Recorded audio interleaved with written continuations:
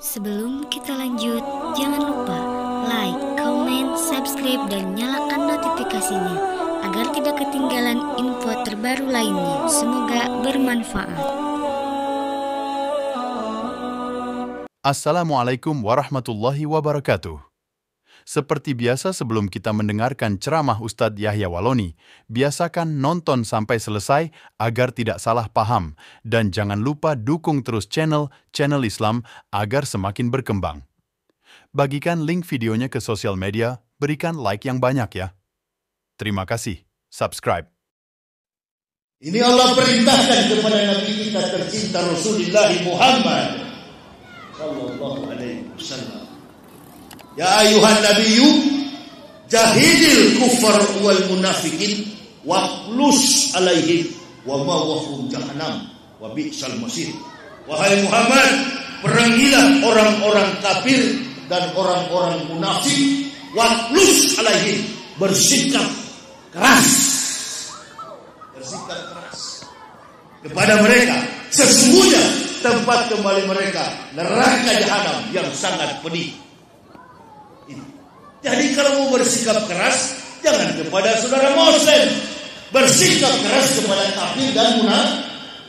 Allahu Akbar. Ini fitnah terjadi di mana-mana. Bahkan ada sosok ini yang bikin kasus Indonesia kita ini. Ini orang tua-tua. Oh, ada nenek-nenek yang di Jakarta itu. Setiap kali mau pilpres begini, dia paling sibuk. Yang mengatakan, kok ibu-ibu ini aneh semua ke pengajian. Ini nenek ini memang. Tapi susah Pak. Dia selalu mengaku beragama munafikun. Saya karakternya dari Manado. Saya orang Manado. Saya bukan orang Batak. Ada yang kira saya orang Batak. Tidak, saya Manado. Dan kami orang Manado lain daripada lain. I know the best and the best, but different. Orang Manado itu karakternya begini. Kalau dia tahu itu benar, tidak akan berhenti sampai dia mati. Contohnya Rocky Gerung itu, kemana-mana sendiri. Padahal dia yang mengatakan Jokowi punya otak itu tidak ada oksigen. Kita ini sebagai ustaz tapi takut. Nanti lihat ya, kalau negara sudah mulai baik-baik, baru bidah kafir kepada sesama bos. Ada juga ustaz-ustaz yang tidak mau bicara soal begini. Apa kata Nabi? Rasulullah katakan bagaimana? As-sakata anil haqqi syaitonun akros. Barang siapa berdiam melihat kebenaran diganggu, maka mereka adalah syaitonun akros. Setan-setan yang bisu. Saya bukan setan ya Allah. Saya bukan setan ya Rasul. Saya adalah orang yang engkau berikan petunjuk. Penakut, terbuka, hanya menegakkan yang ma'ruf. Ini makanya ini Panji Gumilang merajalela. Bayangkan dia undang pendeta duduk di dalam gereja. Pendeta dari dalam gereja, dia bawa ke masjidnya. Dia sholat Idul Fitri, pendeta duduk di samping. Sampai pendeta itu diundang ke TV One. Ulama-ulama kita cuma diam saja. Bahkan dia mengatakan Majelis Ulama Indonesia itu adalah lembaga sosial masyarakat, LSM. Panji Gumilang punya kelakuan. Dia nyanyikan lagu Yahudi. Ini lagu Yahudi ini sama dengan kalau kita Indonesia. Ini lagu ini kan di Tel Aviv. Setiap orang tiba di bandara, lagu ini dibunyikan. Apenu shalom alaihim. Apenu shalom alaihim. Apenu shalom alaihim. Itu lagu sambutan. Kalau kita di Indonesia, lagu yang diciptakan oleh W.R. Supratman kalau nggak salah.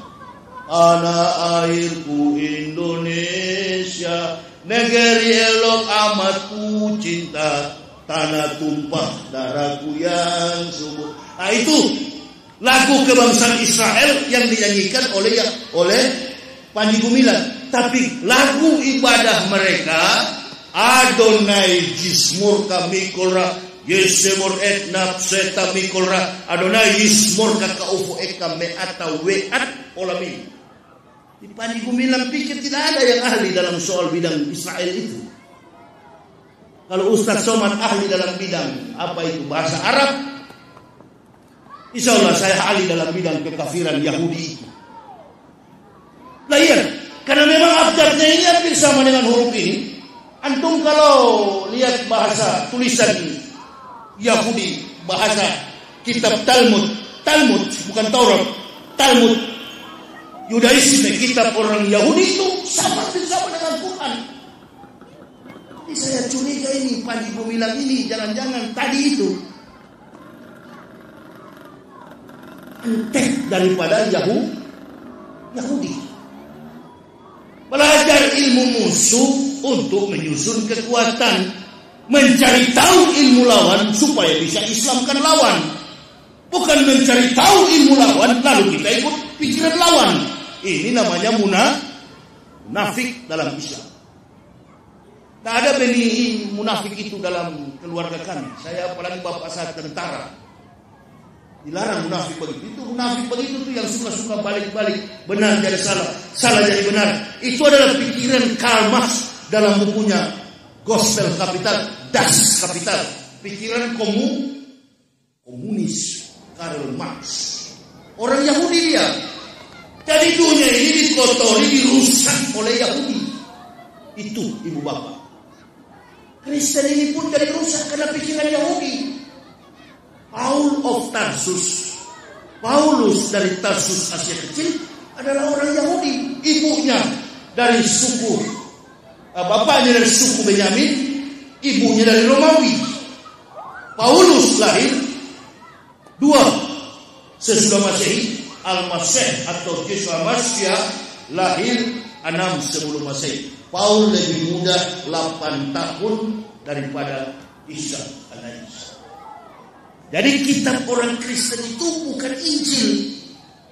Kitab orang Kristen itu New Testament, perjanjian lama dan perjanjian baru. Jadi saya tahu nih permainan ini. Makanya saya kalau bagaimana caranya supaya saya bisa lolos dari penjara, saya tolak semua pengacara. Bahkan Kejaksaan Agung menawarkan pengacara, enggak. Dan polisi Mabes Polri mengatakan apa?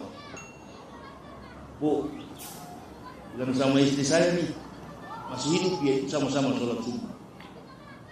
Bilang sama Ustaz, cari PH. Kalau enggak, hukuman Ustaz tinggi. Kaget bini saya, enggak usah pakai pengacara. Loh, aku nggak bisa bayar ya Pak? Bukan.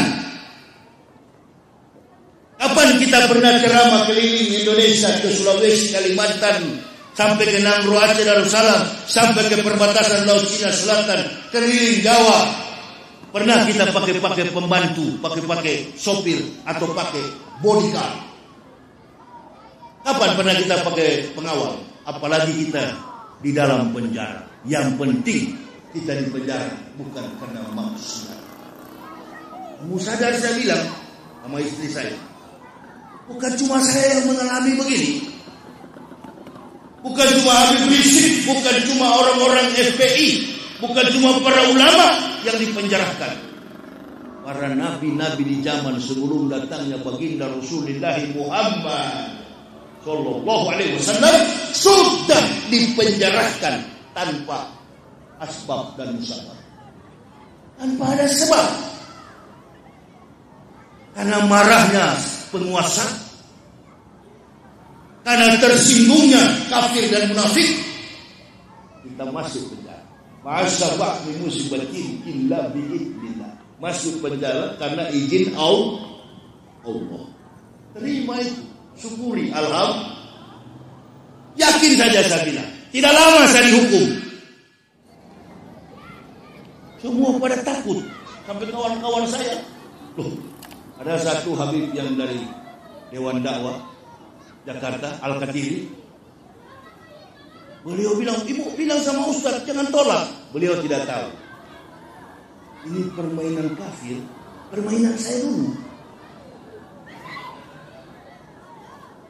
Begitu saya bebas, baru mereka angkat topi. Aduh, alhamdulillah Bu, Ustaz bisa bebas. Itu pengkor yang murtad dari Islam, yang digebukin sampai mati dalam penjara, Kacet, Koswan. Namanya bukan Muhammad Kacet, namanya Koswan. Itu dihukum berapa puluh tahun saya nggak tahu. Akan ada Cina, si kafir Ahok dulu dihukum berapa tahun? 3 tahun lebih. Saya cuma 5 bulan bebas. Siapa yang tolong? Siapa yang bayar? Ini timbul fitnah di luar. Ustadz Yahya setelah dipenjarakan, Ustadz Yahya itu jadi lemah. Antum tidak tahu permainan. Allah masih butuh saya. Memang sejak keluar penjara, susah saya ngomong 4 hari, saya tak bisa bicara. Sakit-sakitan. Bahkan kawan kami salah satunya dari Medan sana, Maher At-Tuwalibi, meninggal di dalam penjara.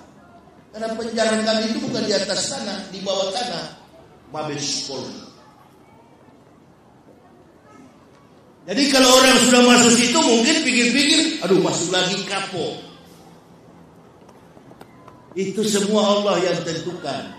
Jangan kita masuk penjara, jangan kita dihukum karena korupsi, karena maksiat, karena dosa aib di hadapan Allah. Memalukan. Amin ya Rabbal. Jangan. Itulah sebabnya ibu bapak, saya ingin menjelaskan mana kitab Injil itu. Inilah Injil, inilah Taurat, inilah Zabur, ini kumpulan kitab para nabi, namanya Al-Quran. Coba kita buang, kita cabut, jangan pakai surat Maryam. Ada enggak di kitab lain yang lebih spesifik lagi? Ada enggak di kitab Kristen surat Maryam? Tidak ada. Yang merisalahkan tentang ibunya Al-Masih atau Yeshua HaMashiach itu dalam kitab suci Al-Quran. Isa sholat, Isa membayar zakat, madum tuhaya sepanjang umur hidupnya. Quran surah Maryam ayat 30 sampai 31. Ausoni bisolati wa zakati madum tuhaya. Itu kata Al-Masih. Saya diperintahkan Allah mendirikan sholat, membayar zakat seumur hidup. Jadi inilah Injil. Tidak terbukukan. Atau ada mau protes sama saya? Ada Ustaz, Injil asli. Mana Injil asli? Ada nggak? Dalam bahasa apa Injil itu? Kalau ini Quran, ini ada mushaf. Sebelum ada mushaf, ada yang lebih usang lagi, su'ub. Ditulis di mana su'ub itu? Su'ub itu nggak ditulis di mana-mana. Sedangkan di zaman Rasulullah saja abad ke-6 sulit menyusun wahyu yang diturunkan Jibril kepada baginda Rasulullah Muhammad SAW. Sulit ditulis di punggung-punggung keledai, punggung-punggung onta, ditulis di pelepah-pelepah kurma. Apalagi di zaman Nabi Isa yang 576 tahun. Dari mana Injil ditulis? Ada naskahnya yang asli? Ada. Buktikan kalau ada. Dalam bahasa apa? Bahasa Ibrani.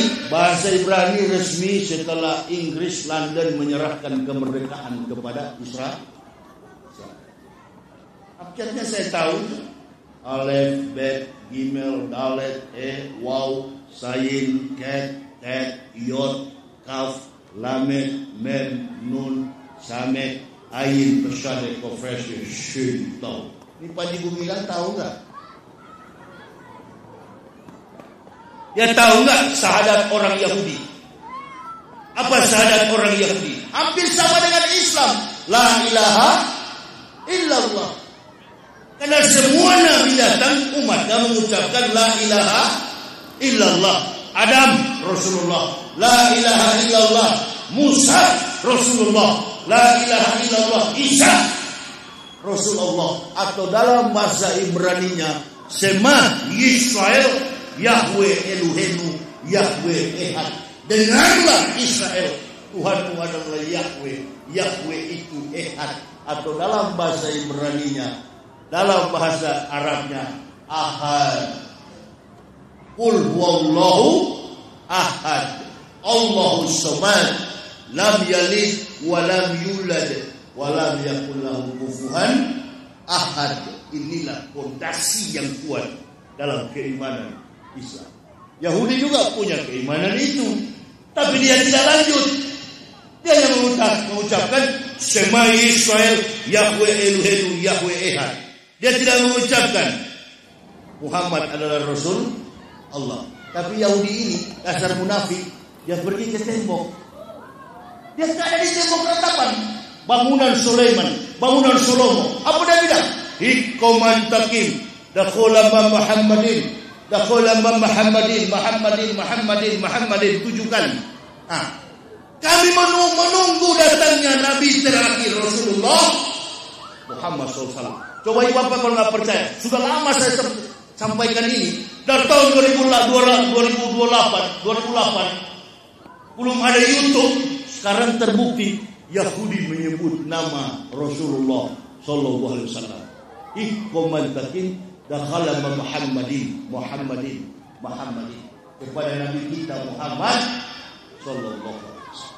Jadi orang Yahudi itu tahu Islam ini agama benar, Islam agama yang benar.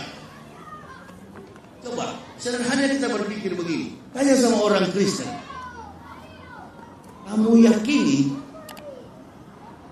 Yesus itu katanya tersalib? Mana salibnya? Kamu pernah lihat? Oh, kami tahu dia tersalib di bukit Golgota. Apa arti Golgota? Golgota itu adalah bukit tengkorak, bukit tengkorak. Kenapa disebut bukit tengkorak? Karena Romawi menjajah Yerusalem dari tahun 65 sebelum Masehi sampai tahun 6 Masehi. Itulah Al-Masih. Dan bukit tengkorak itu adalah tempat eksekusi mati para penjahat-penjahat yang sudah dianggap residivus. Jadi kalau kita di Nusa Kambangan, kalau di Israel adalah Golgota. Digantung di situ. Nah, pertanyaannya, kalau Kristen ini agama yang benar, yang betul-betul disalib itu adalah Isa, atau dalam bahasa Ibraninya Yeshua Hamashiach, Yeshua. Kalau memang Yeshua atau Isa yang disalib itu, pertanyaannya, kenapa orang Yahudi tidak beragama Kristen? Soekarno itu presiden kita pertama, betul.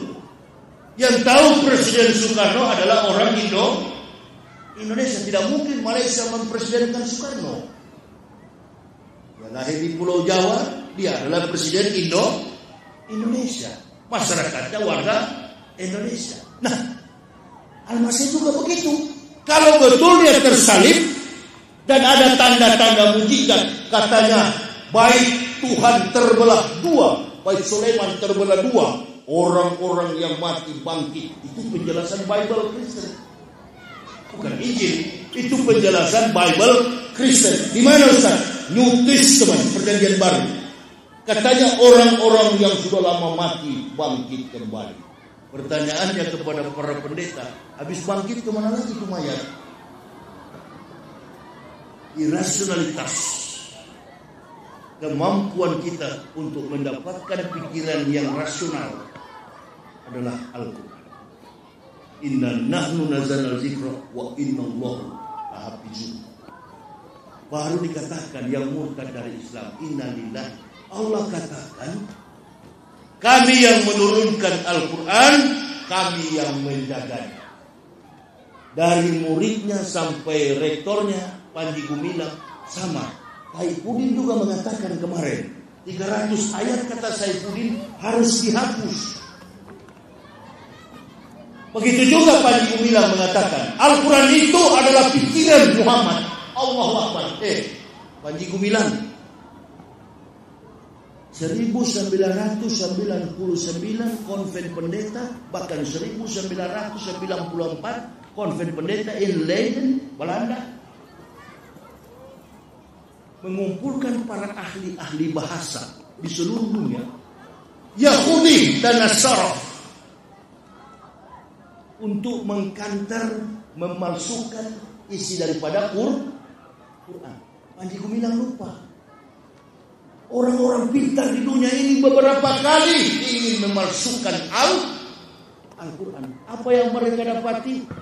Ternyata Al-Quran menyimpan histori perhitungan matematis.